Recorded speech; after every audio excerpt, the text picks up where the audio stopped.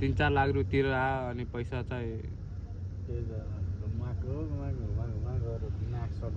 कहाँ कहाँ घुम्नुभयो त पेनाङ पेनाङ त घुमेन यता उयो के अरे कोटकेलाङ साइडतिर गयो पोर्टलामा त राम्रो सबै दिन्छ क्या कहाँ त्यहाँ 34-35 दिन्छ दिन्छ नि पैसा पर्दैन अनि सप्लाई कम्पनीमा आज यस्तै हुन्छ कि 10-12 ठाउँ त घुमायो 3 वर्षमा 10-12 ठाउँ घुमाइदियो तपाईँलाई अनि पैसा बचत एउटै ठाउँमा ल नभए पनि 200-300सम्म भयो पैसा बचत के गर्नुभयो त बचत त अब त्यही हो खानालाई हुन्छ अलिअलि अनि बचेको पैसा यसो नेपाल बढाइदियो त्यही हो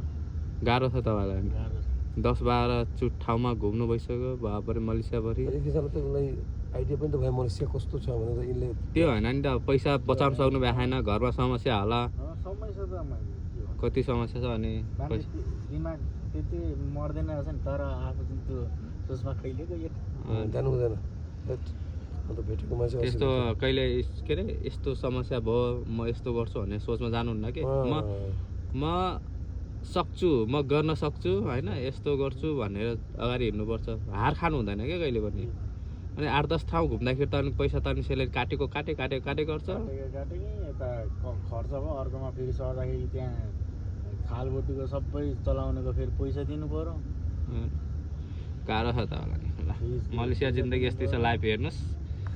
यहाँ दाइ पनि हुनुहुन्छ तपाईँको कति वर्ष भयो दाइ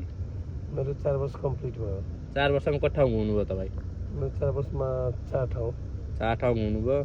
गाह्रो छ मलेसियामा ड्युटी गर्न सप्लाई कम्पनीमा नआउनु होला सबभन्दा राम्रो सप्लाई कम्पनीमा आएपछि गाह्रो छ सिक्युरिटीमा है